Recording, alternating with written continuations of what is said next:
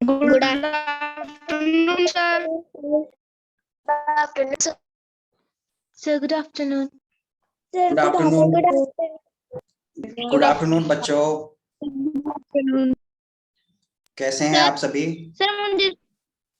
मुझे sir classes के related एक प्रॉब्लम है। हाँ, वो हम ना बाद में बात करेंगे। अभी हमारे साथ डॉक्टर चारू मेहता जी जुड़ गई हैं, तो आज की जो क्लास है ना, पहले हम वो विषय लेंगे। After that I will discuss all those things what ever you will ask ना।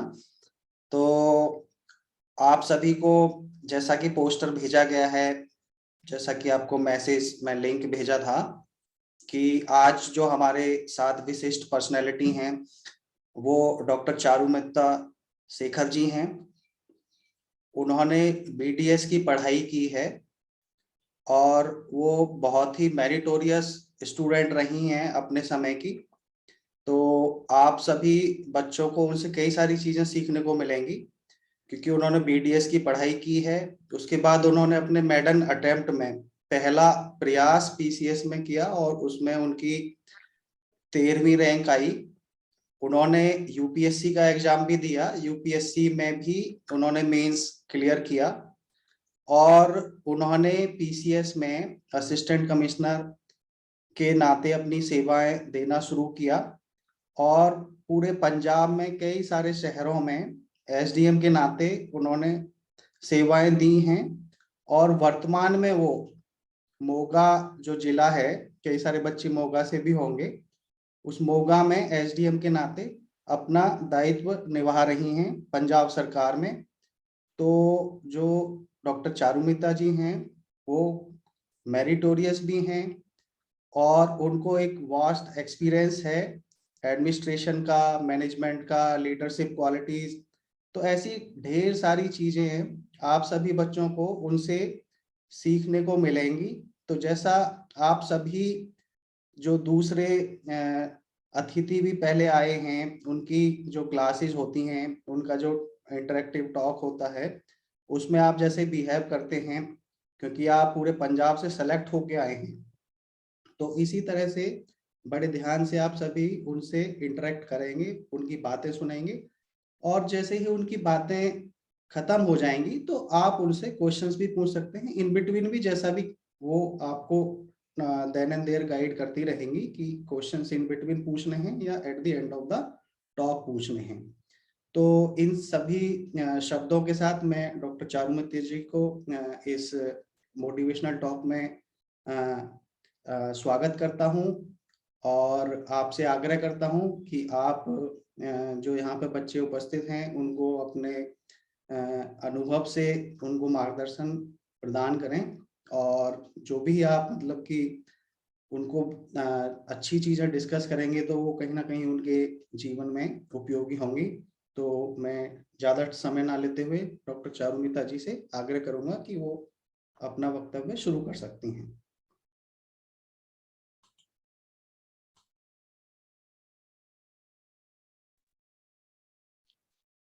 Hello everyone, good afternoon. मेरी जो इंट्रोडक्शन थी वो आपके सर ने ऑलरेडी दे दी है, तो मैं आपको थोड़ा सा अपने बारे में कुछ और बताना चाहती हूँ। Good afternoon. Hi hi, good afternoon. हम ऐसे करेंगे, हम पहले बोल लेती हूँ, तो जो आपके मन में कोई क्वेश्चंस आएंगे, क्योंकि ऑब्वियसली जिस चीज के बारे में भी हम बात करेंगे, आपके काफी यूजर नेम्स में देख रही हूँ, कोई फ्यूचर आईएएस ऑफिसर लिख रहा है, कोई फ्यूचर डॉक्टर लिख रहा है, फ्यूचर आईपीएस ऑफिसर लिख रहा है।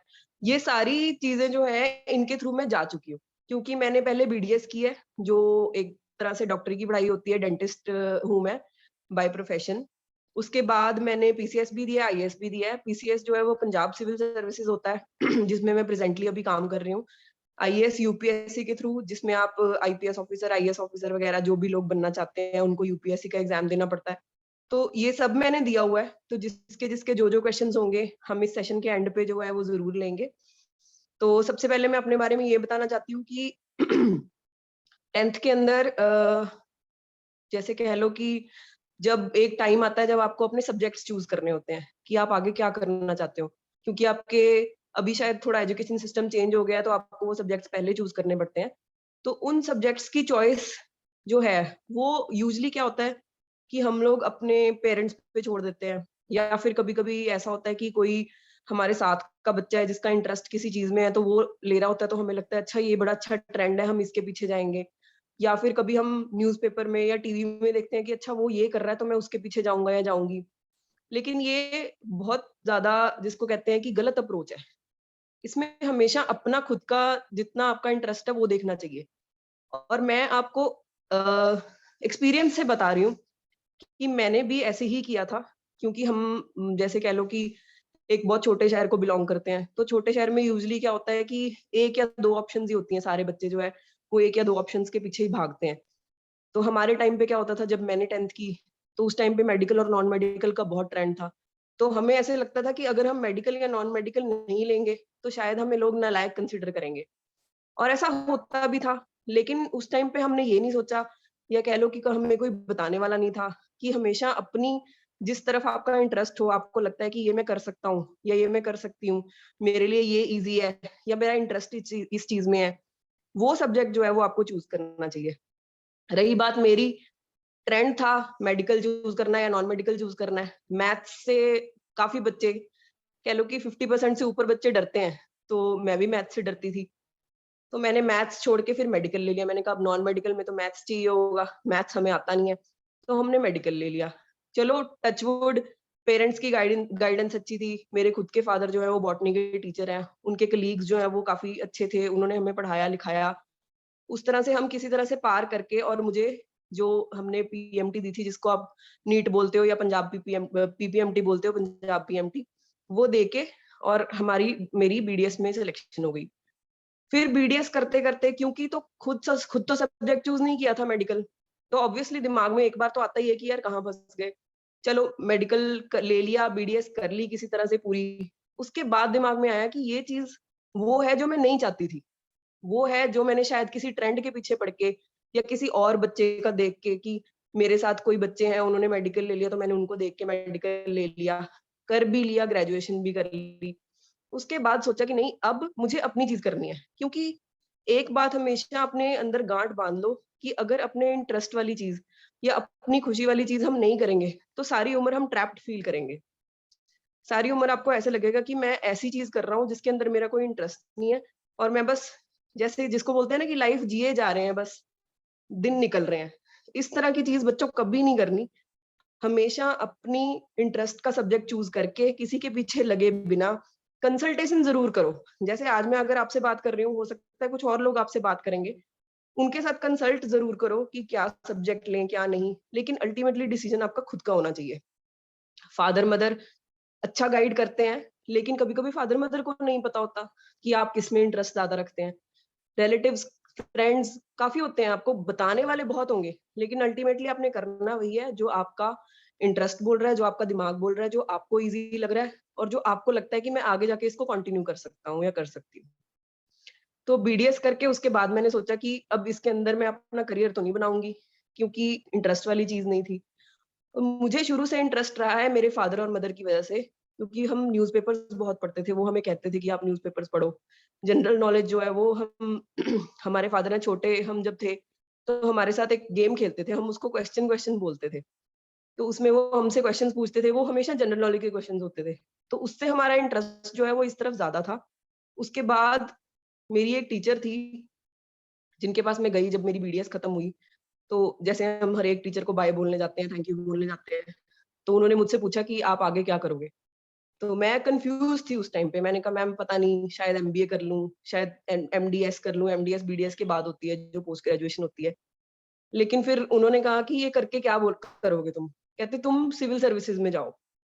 तो उन टीचर की मैं आज तक थैंकफुल हूँ। उनकी एक लाइन जो है उससे मुझे लगा कि हाँ ये चीज जो है ये मेरे लिए अच्छी है, क्योंकि उसके बाद मैंने उस पर रिसर्च की कि सिविल सर्विसेज में होता क्या है, और मुझे लगा कि ये मेरे इंटरेस्ट का काम है, और फिर मैं उसमें जुड़ गई। इसी के करके मैंने फर्स्ट अटेम्प्ट में अपना पीसीएस क्लियर कर लिया, जिसमें मेरा 13th रैंक आया था। उसी मोटिवेशन के करके, उसी इंटरेस्ट के कारण जो है यूपीएससी में भी मैं इंटरव्यू तक गई थी। फाइनल लिस्ट में मेरा नाम नहीं आ पाया किन्हीं कारणों से, कुछ नंबर कम रह जाते हैं, तैयारी कम रह जाती है। उसके बाद मैंने ट्राई भी बहुत कम किया यूपीएससी के लिए, क्योंकि ऑलरेडी यहाँ पीसीएस में हो गया था। तो ये चीज है कि कभी भी अपने इंटरेस्ट से उलट काम जो है वो बिल्कुल नहीं करना, किसी के पीछे लग के बिल्कुल कोई काम नहीं करना है। आप में से बहुत सारे लोग हैं जो future doctors, future IAS officers, future IPS officers बनना चाहते हैं। तो इसका मतलब आपका इंटरेस्ट है उस चीज में, लेकिन उस चीज के बारे में रिसर्च जरूर करो।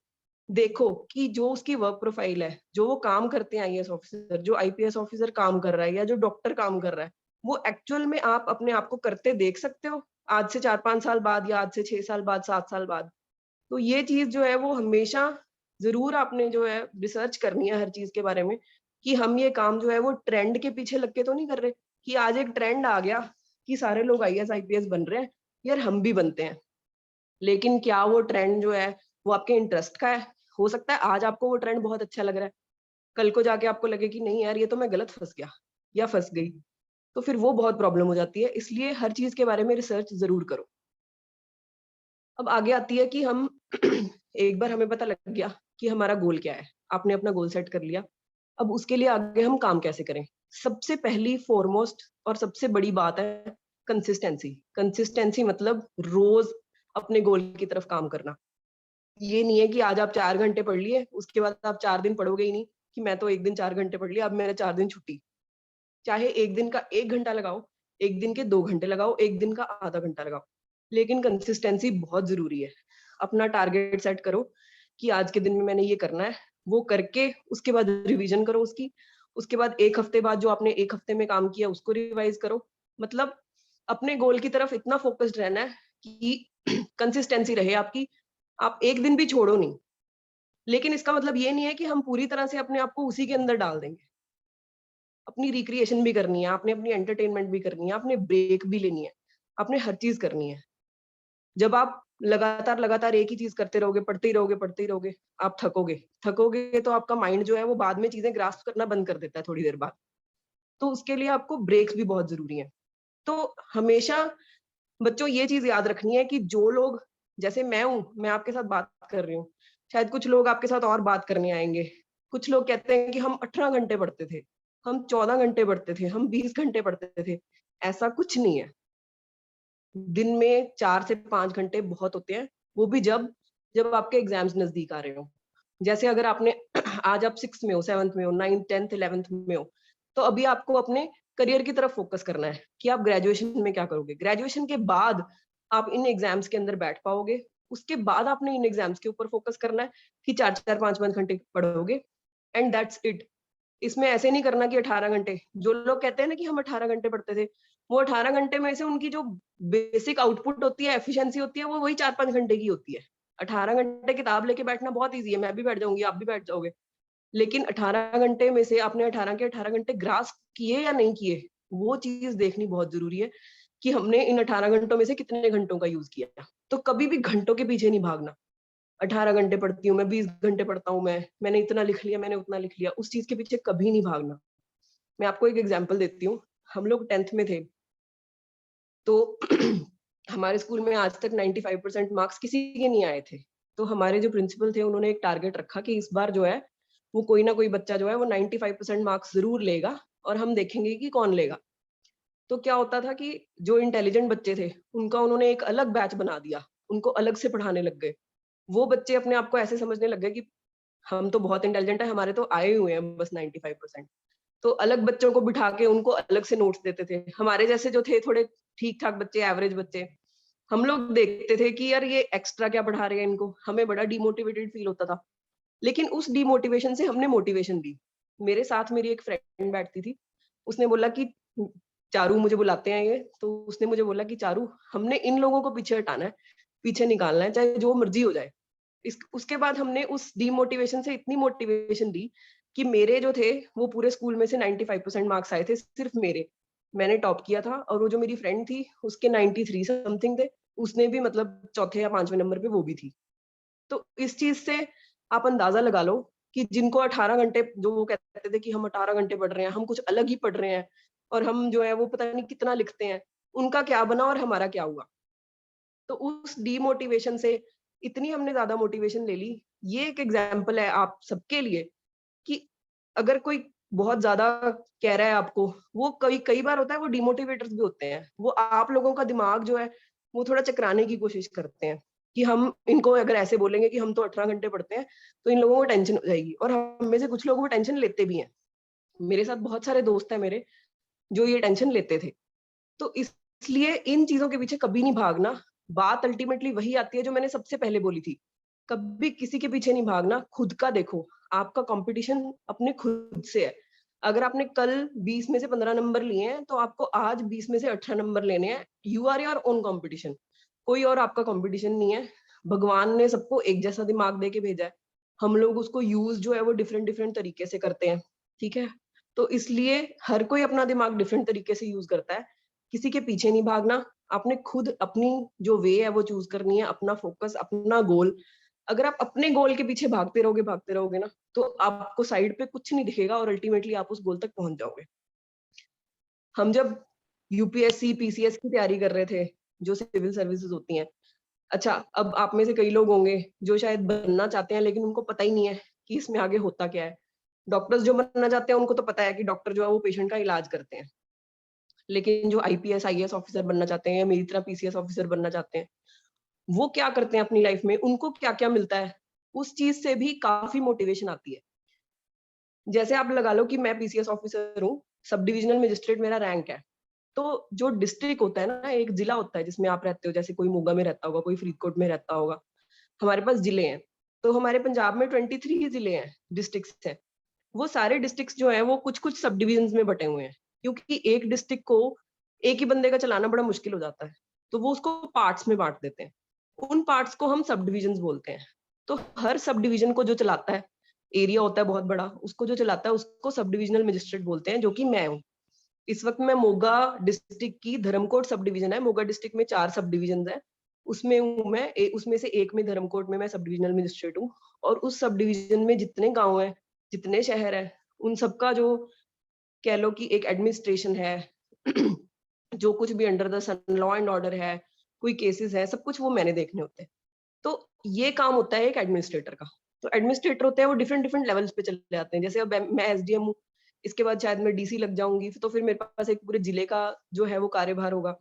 तो इस तरह से ये होता है।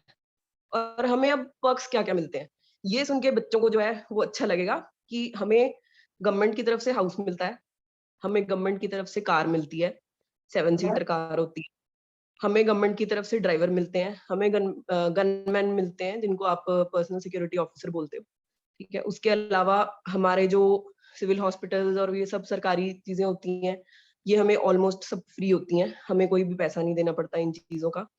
और सबसे बड़ी बात ये होती है कि हमारी जो बाकी के सब डिविजनल मजिस्ट्रेट्स हैं या और जिले के जो जितने ऑफिसर हैं, उनके साथ हमारी इतनी अच्छी इंटरेक्शन होती है कि हम लोग जो है वो अपना कोई भी काम, किसी भी तरह का काम जो है वो थोड़ी देर में ही करवा सकते हैं, बिना किसी प्रॉब्लम के, बिना किसी इशू के। तो ये चीजें जो है ये पर्क्स होते हैं, ये एक ऑफिसर को मिलते हैं। तो अब आप देखो कि कितने पर्क्स जो है वो आपको मिल गए। एक तो आप इतनी अच्छी एलीट पोजीशन पे पहुंच गए हो, आईएएस आईपीएस बन गए हो, ऊपर से आपको इतने सारे पर्क्स मिल रहे हैं। सरकार आपको घर भी दे रही है, आपको इलाज के पैसे दे रही है, आपको ड्राइवर दे रही है, गनमैन दे रही है, गाड़ी दे रही है जिसमें पेट्रोल आपको नहीं भरवाना पड़ता, पेट्रोल सरकारी होता है। तो इस तरह से हर जॉब के कुछ ना कुछ पर्क्स होते हैं। तो आप में से जो जो लोग भी आईएएस ऑफिसर, पीसीएस ऑफिसर बनना चाहते हैं, वो लोग ये चीज ध्यान में रखें कि ये पर्क्स जो है ये हमें मिलते हैं। तो इससे भी काफी मोटिवेशन आती है, क्योंकि आज जैसे आप छोटे बच्चे हो तो पेरेंट्स जो पैसे देते हैं हमें उसमें चलाना पड़ता है। हम भी होते थे छोटे बच्चे, पॉकेट मनी में चलाते थे, लेकिन आज मुझे अपनी खुद की सैलरी मिल रही है, मैं अपनी सैलरी में से अपने पेरेंट्स को भी पैसे देने लायक हूँ, उनकी हेल्प करने लायक हूँ, या अगर कोई और बंदा है, मेरा फ्रेंड है, मेरा रिश्तेदार है, मैं उसकी हेल्प करने लायक हूँ। तो इस तरह से आप जो है वो अपना करियर जो है वो किसी भी तरह से चूज कर सकते हैं, लेकिन उसके बारे में रिसर्च बहुत जरूरी है। तो मैंने डॉक्टरी की पढ़ाई भी की हुई है, मैंने सिविल सर्विसेज की पढ़ाई भी की हुई है। तो आप में से जितने लोग हैं, जो लोग इस फील्ड में जाना चाहते हैं, वो तो बड़े आराम से मेरे से कोई भी क्वेश्चन वगैरह पूछ सकते हैं, मैं उनके आंसर भी कर सकती हूँ। कुछ लोग होंगे शायद फील्ड चूज करना चाहते हैं, कोई बोला जो था पीसीएस है मैम, आईएएस से छोटा होता है का बड़ा? ऐसे छोटे बड़ा नहीं होता। देखो, 2 तरह की सर्विसेज होती हैं, एक स्टेट सर्विस होती है, एक सेंट्रल सर्विस होती है, ठीक है।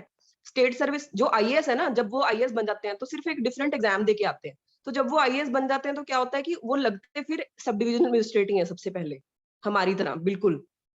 सेम उनका वो रहता है, लेकिन सिर्फ इतना है कि वो एक सेंटर का एग्जाम देके आए हैं, वो थोड़ा और बड़ा एग्जाम है, हमारा थोड़ा सा छोटा एग्जाम हो जाता है। एग्जाम दोनों उतने ही डिफिकल्ट है, लेकिन थोड़ा सा सिलेबस डिफरेंट है, क्योंकि हमारा स्टेट का एग्जाम हो जाता है पीसीएस का, पंजाब के भी क्वेश्चंस उसमें ज्यादा आते हैं। अगर कोई और जैसे एमपी पीसीएस होता है, उसमें मध्य प्रदेश के क्वेश्चन ज्यादा हो जाते हैं। यूपीएससी जो है उसमें ऑल ओवर इंडिया क्वेश्चन ज्यादा हो जाते हैं। करियर वहीं से शुरू होता है सबका और वहीं पे खत्म होता है। मैम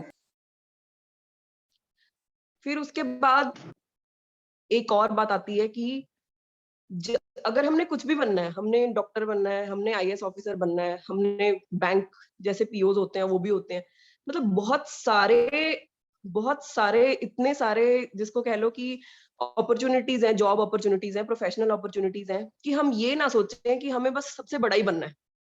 ऐसा कुछ नहीं होता। काम जो है वो कभी भी छोटा बड़ा नहीं होता।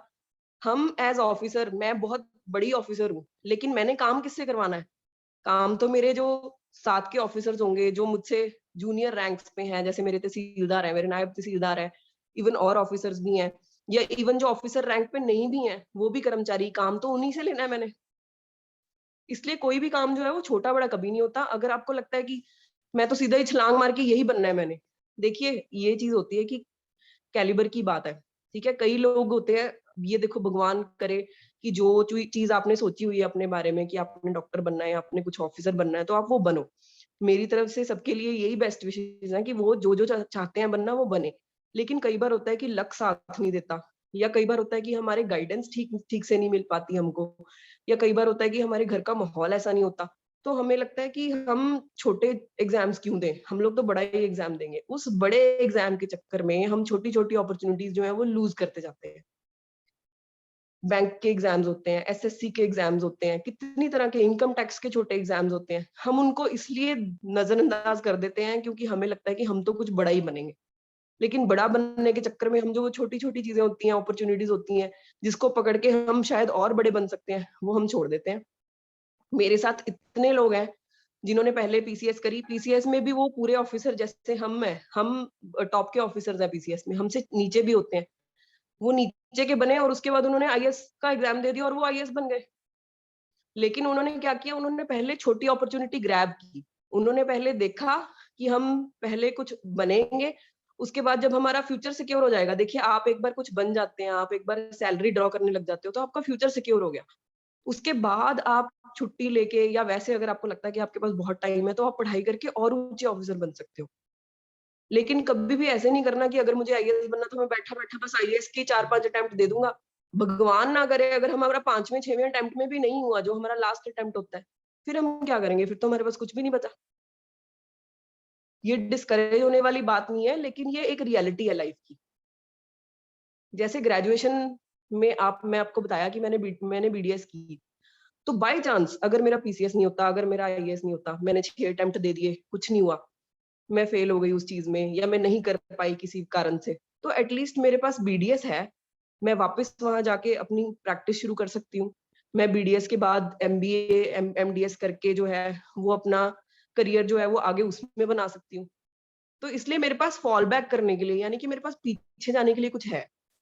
ऐसे कभी नहीं करना, हमेशा प्रोफेशनल डिग्री जो है वो पहले करनी है आपने, क्योंकि इन एनी केस आप कोई भी एग्जाम दोगे, कोई भी कॉम्पिटिटिव एग्जाम है, उसने ग्रेजुएशन मांगनी है।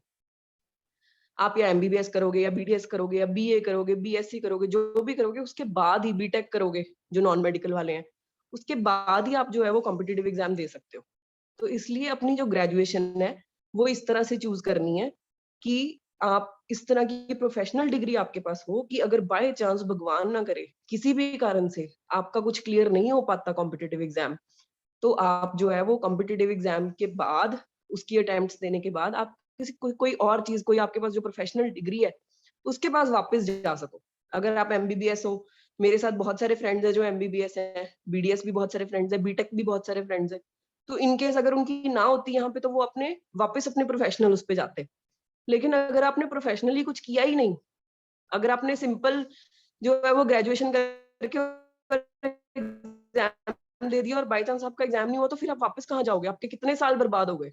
तो इसलिए ये चीज जो है वो बहुत जो है वो सोच समझ के चूज करनी है कि आपने जो अपनी ग्रेजुएशन है उसमें प्रोफेशनल डिग्री जरूर लेनी है, ताकि आपके पास कोई ऐसा फ्यूचर का एक बैकअप प्लान हो कि भैया अगर मेरी नहीं हो रही है कहीं कहीं पे बाय चांस, तो फिर मैं उसकी तरफ वापस जा सकूं, मेरे पास ऐसी प्रोफेशनल डिग्री हो। आज मैं अगर पीसीएस ना होती तो मैं बीडीएस करके लोगों के दांत वांत तोड़ रही होती।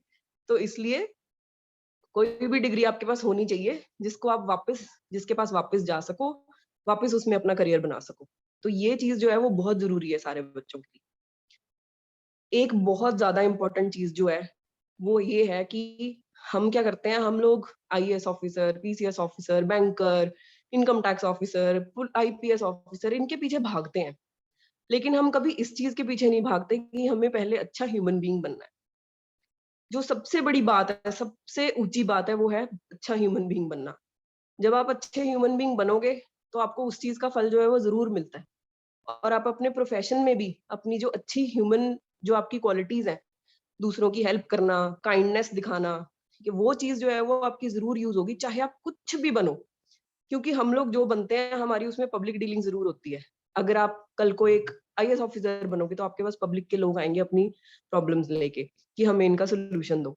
अगर आप आईपीएस ऑफिसर बनोगे तो आपके पास और ज्यादा लोग आएंगे, क्योंकि आप पुलिस में हो, तो पुलिस वाले तो जो है वो तो बहुत सारी प्रॉब्लम्स का सोल्यूशन देते हैं।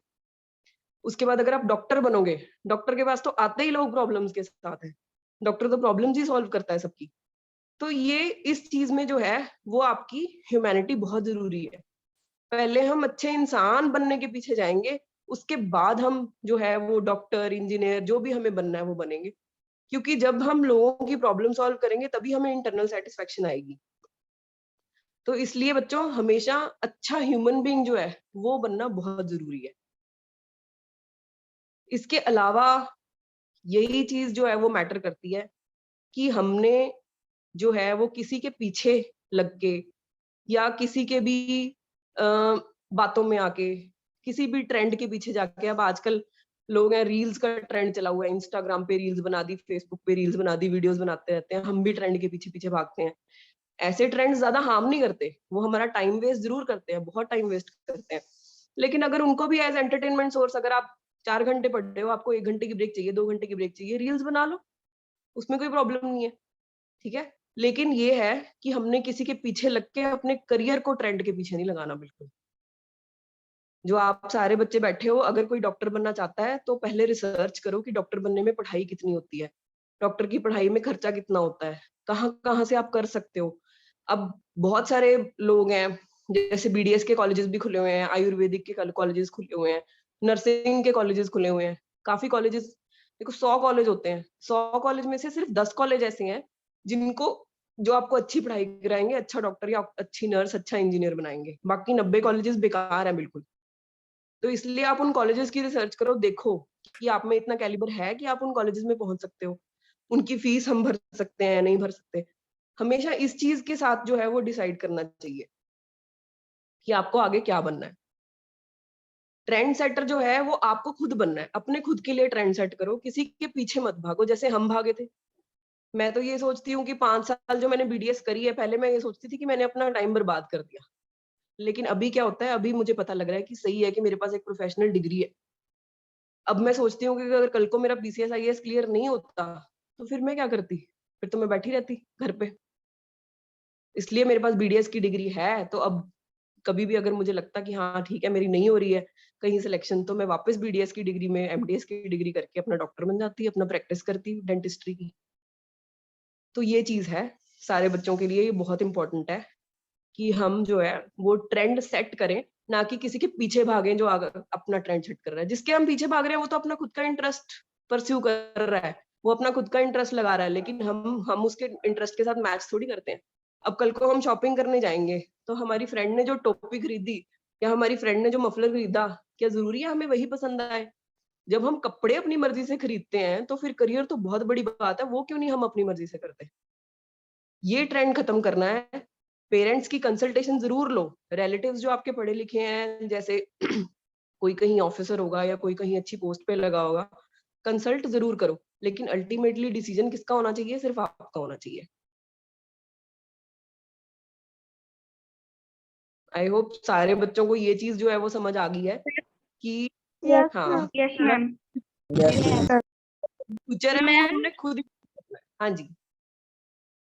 मैम हम लाइफ में कंसिस्टेंसी कैसे बना सकते हैं? लाइफ में कंसिस्टेंसी बनाने के लिए देखो, एक टाइम रखो, ठीक है? हर चीज का एक टाइम रखो कि अगर आपने टीवी देखना है तो मैंने इतने बजे से इतने बजे तक की टीवी देखना है, उसके बाद टीवी नहीं देखेंगे, चाहे हम वैसे फ्री बैठे रहें। अगर आपने कोई खेलना है तो हमने इतने बजे से इतने बजे तक खेलना है, और खेलेंगे नहीं उसके बियॉन्ड, चाहे हम फ्री बैठे रहें।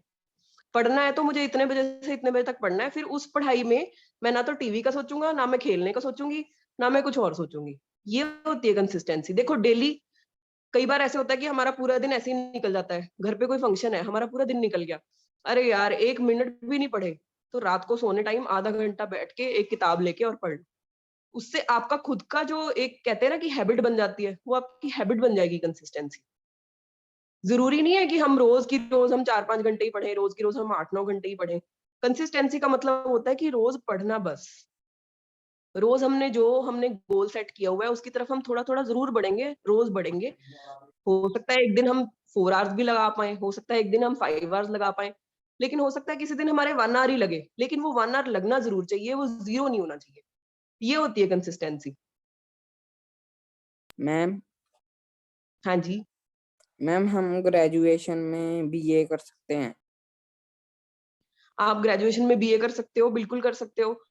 कई बार क्या होता है कि हम लोग बीए कर लेते हैं, लेकिन उसके बाद बीए में आगे हम जॉब अपॉर्चुनिटी जो ढूंढते हैं, देखो हम बड़े ऑफिसर बनना चाहते हैं। आप क्या बनना चाहते हो जिन्होंने क्वेश्चन पूछा है? Ma'am IPS. आप आईपीएस बनना चाहते हो तो आप बीए करने के बाद आप यूपीएससी का एग्जाम दोगे, ठीक है? तो भगवान करे आप बहुत इंटेलिजेंट हो, आप कंसिस्टेंसी से अपना पढ़ते रहोगे, 1 साल तैयारी करोगे, 2 साल तैयारी करोगे, भगवान करे आप आईपीएस ऑफिसर बन गए। लेकिन क्या होगा कि अगर भगवान ना चाहे, अगर कुछ कभी-कभी लक नहीं काम करता हमारा, कभी-कभी बहुत सारी चीजें हो जाती हैं, बहुत सारे फैक्टर्स हो जाते हैं, तो उसमें क्या होगा कि अब आपने बीए तो कर ली है, लेकिन जब आप कुछ नहीं बन पाओगे फ्यूचर में, उसके बाद आपके पास फॉल बैक करने के लिए कुछ भी नहीं है। लेकिन ऐसा नहीं सोचना, हम जब सोचते हैं कि हमने आईपीएस ऑफिसर बनना है, तो आप साथ-साथ और एग्जाम्स देते रहो। छोटे एग्जाम्स होते हैं, एसएससी के एग्जाम्स होते हैं और बोर्ड्स के एग्जाम्स होते हैं, बहुत सारे एग्जाम्स होते हैं, वो साथ-साथ में देते रहना चाहिए। क्यों देते रहना चाहिए? इसके 2 कारण हैं। पहली बात तो ये कि अगर आपकी उन छोटे एग्जाम्स में कहीं पे भी आपकी नौकरी लग गई, आपका वो क्लियर हो गया एग्जाम, तो आपके पास एक चीज सिक्योर हो जाएगी कि हाँ, अब इससे मेरी सैलरी आ रही है, अब मैं अपना आगे गोल परस्यू करूंगा, अब मैं अपना आगे गोल जो मैंने आईपीएस ऑफिसर बनना है वो कंटिन्यू करूंगा, ठीक है? दूसरी बात इससे ये होती है कि जो आप बड़ा कंपटीशन देना चाहते हो, उसमें छोटे कॉम्पिटिशन्स हेल्प करते हैं। क्योंकि आपको देखो, आपने यूपीएससी देना है, वो साल बाद है, तो 1 साल में आप पढ़ाई तो करते रहोगे, लेकिन उसकी फिर जो आप कह लो कि अटेम्प्ट देने हैं, जो क्वेश्चन पेपर कैसे अटेम्प्ट करना है, बहुत बड़ी बात होती है कि जब आप फर्स्ट टाइम एक एग्जाम में बैठते हो, तो उस एग्जाम को कैसे देना है, उसकी आंसर्स जो टिक करने हैं वो कैसे करने हैं, या जो वो ओएमआर शीट के गोले भरने होते हैं वो कैसे भरने हैं, या फिर कुछ क्वेश्चंस कभी-कभी ऐसा भी होता है कि जो छोटे एग्जाम्स होते हैं उनमें से बहुत सारे क्वेश्चन जो है वो बड़े एग्जाम्स में आए होते हैं। कभी-कभी वैसे के वैसे ही आ जाते हैं, या कभी-कभी कुछ ना कुछ ट्विस्ट करके आ जाते हैं। तो अब अगर आपने पहले वो एग्जाम दिया होगा तो आपको पता होगा कि वो क्वेश्चन का आंसर क्या है, आपको पता होगा कि उस क्वेश्चन का आंसर निकालना कैसे है। तो इस तरह से छोटे एग्जाम्स को कभी नजरअंदाज नहीं करना। आप करो बीए, अगर आपका बीए में इंटरेस्ट है तो आप वो वाले सब्जेक्ट्स लो जो आपने आगे यूपीएससी में जाके लेने हैं। उन सब्जेक्ट्स के मैम साथ आप बीए में बीए। हिस्ट्री भी होता है ना? हाँ जी। मैम बीए में हिस्ट्री भी होता बीए में स्ट्रीम्स, बीए ऑनर्स होती हैं। Ma'am history. हिस्ट्री, हाँ हिस्ट्री ले सकते हो। हिस्ट्री लोगे तो उसके बाद आप यूपीएससी जो है उसमें भी हिस्ट्री सब्जेक्ट चूज कर सकते हो, वो आपके लिए बहुत बेनिफिशियरी हो जाएगा।